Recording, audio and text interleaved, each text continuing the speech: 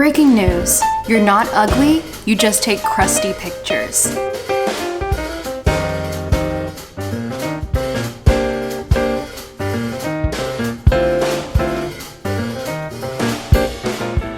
It's lucky for you, you have someone like me who makes content for a living and has the tea. Look, I've got friends in the industry who have taught me some of the greatest hacks, and truly, we're all really hot. It's just a matter of how we translate that on camera.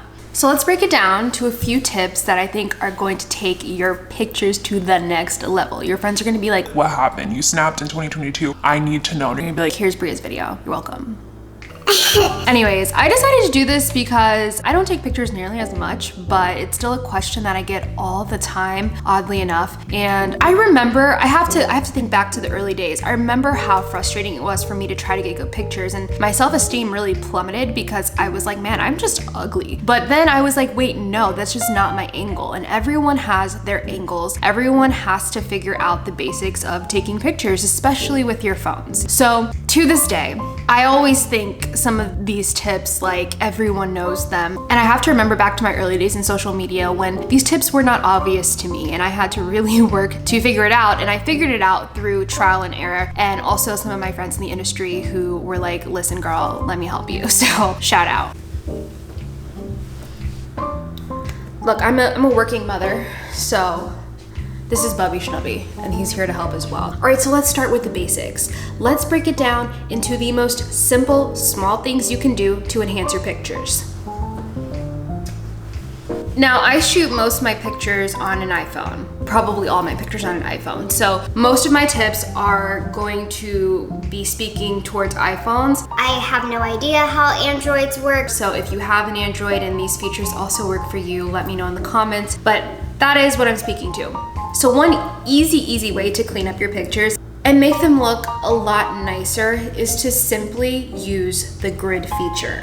A lot of people sleep on the grid feature, but I actually started working with cameras when I was in 9th grade. I was 15 years old, and we were learning the basics about composition, photo composition, background, all that stuff. And we learned about the grid feature, and it's something a lot of people slip on, but I think especially when you're starting to do this from the beginning, it's something that you should really turn on in your iPhone or your phone or your camera, whatever you're using. I think it makes a huge difference until you can kind of naturally get that muscle memory for where to position things in your photos. So the grid mode is really easy. There's a setting, if you just go in the iPhone camera setting and then click on camera, you can flip on the grid or you can turn it off. And you'll notice that there are points on the thirds, and it breaks everything up into thirds on the screen. So it's a nice way to just have a balanced look and put your subject like on those points or center them really well, just so the subject is a little more obvious and the pictures look a lot more clean. Basic stuff that makes quite a bit of a difference. Now pause there, we're gonna come back to that grid feature later. All right, so I'm gonna start with some basic tips, small tweaks you can make with your phone, camera, whatever you're using. And then after that, we're gonna get to the nitty-gritty stuff too. Now, selfies are obviously a thing of our generation. And if you have the latest iPhone or anything kind of close to it, there is the feature where you can expand the screen a little bit so you have more space on your picture. And I'm gonna tell you why I think this feature is quite elite.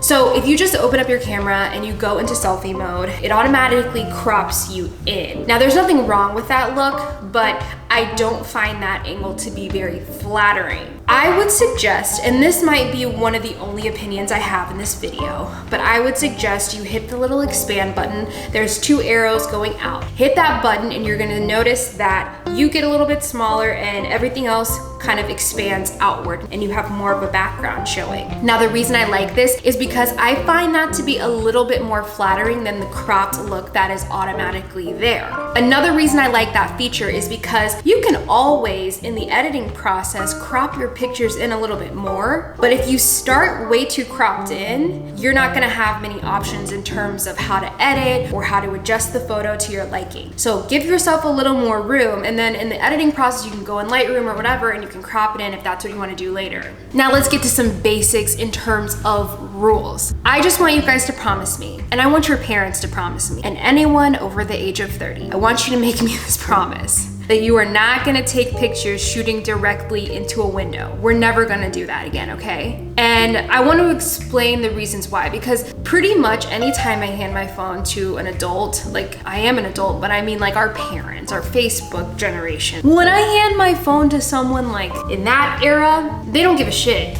about lighting, okay? I can be an entire silhouette. I can look like the mystery man in a picture. They don't give a shit. It's great to them. The sun is still shining out of my ass. Look, that's horrible. We're not doing that. Never shoot into a window, guys. I want you to face the window. Like I have my camera set up right now and you can see me, right? And it looks pretty good, right? The windows are over there. Now, if I did this,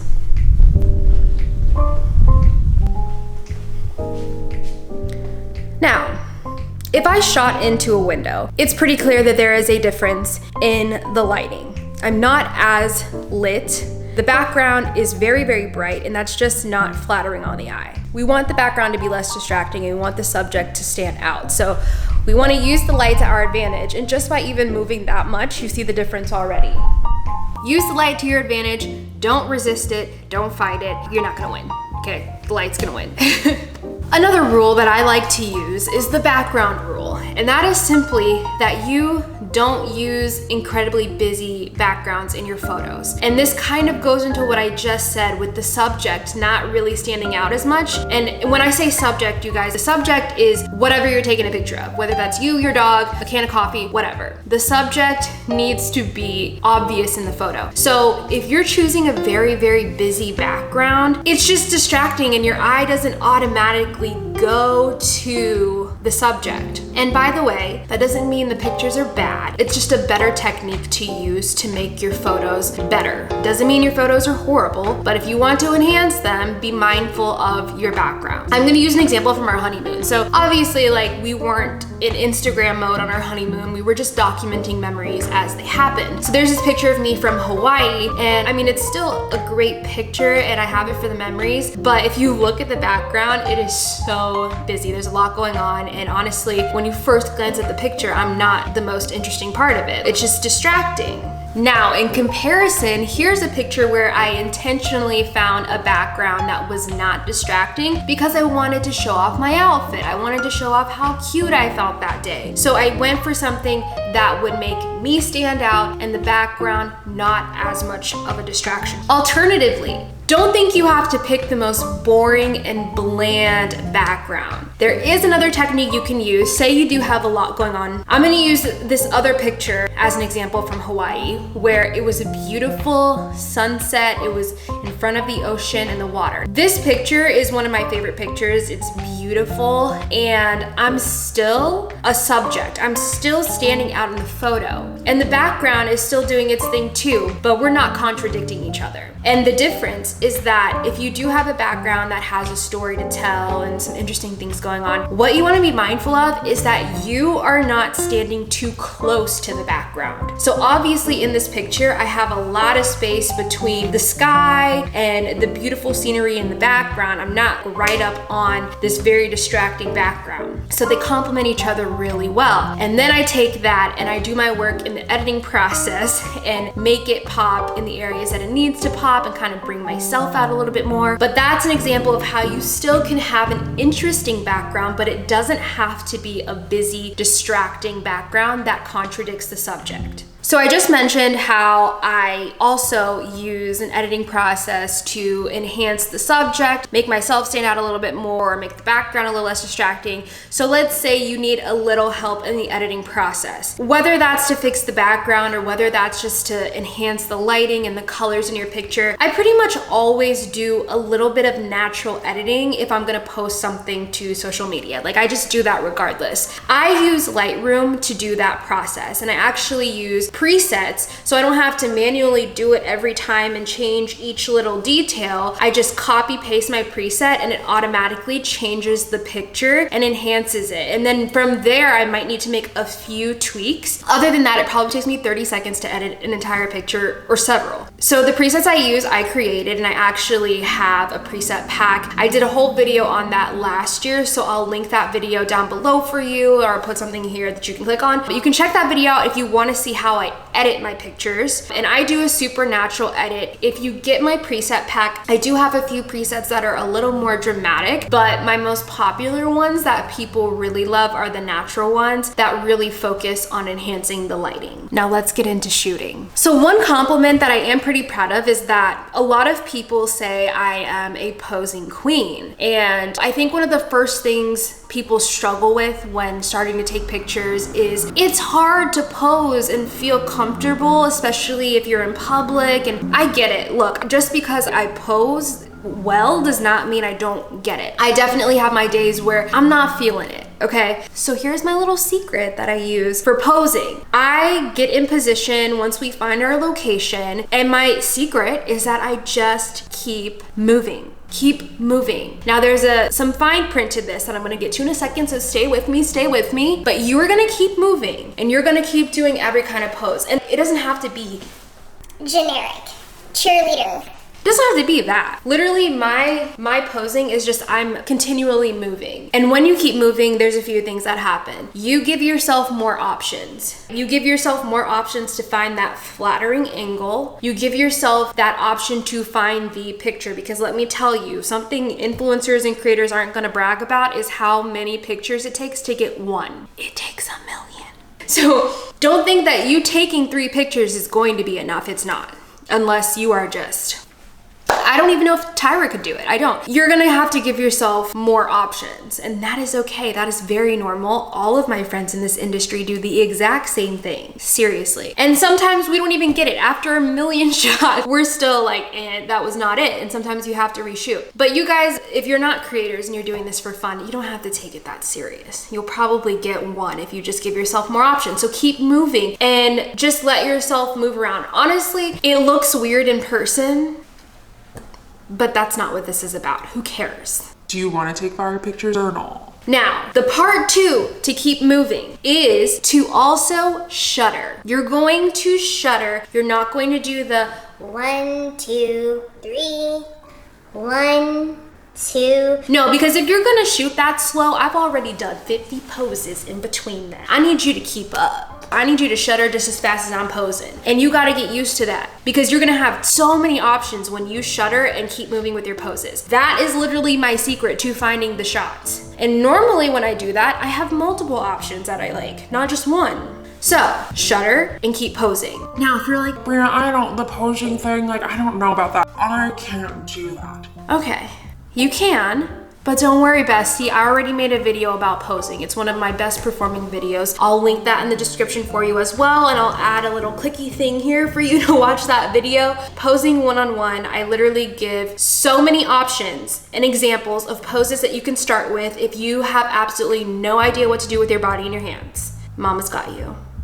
Now getting into more of the difficult, icky stuff, lighting. This is the harder part because we don't always have control over the lighting situation. You might be dealing with no sunlight. Like when we lived in Kansas, we would be lucky if we got a day of sun between the months of like January to late March. And we'd be lucky if it wasn't snowpocalypse out there. So if you're dealing with harsh lighting, you might have to look into some options. Maybe figure out an indoor setup or something that works for you. But if you're shooting in harsh lighting in general, my one trick for that is to find a shadowy area or a covered area. Step into a shadow, turn towards the light so that it is illuminating you. It's not gonna be behind us. It's not gonna be on the side of us because we're gonna have a weird shadow here. Behind us, we're gonna be a silhouette. In front of us, and a shadow. And if you can't get that at the location you're at, then you might need to try a different time of day, or you might need to pick another location.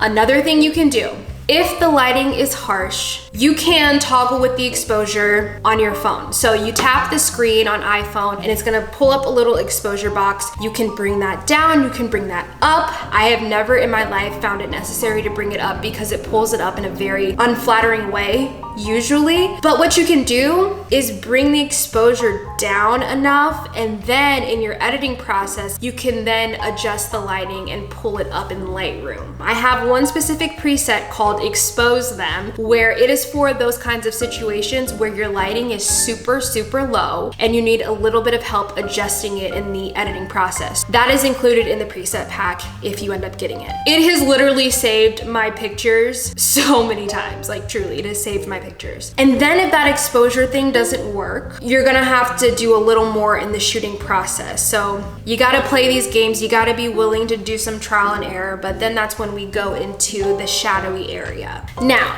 we kind of talked about grids earlier and photo composition. If you skipped over that part, you need to go back because that is important, you guys. It's a very beginner feature, but it's important. And it's one reason why they teach it to everyone the first time you pick up a camera. Like, it is one of the first things you learn.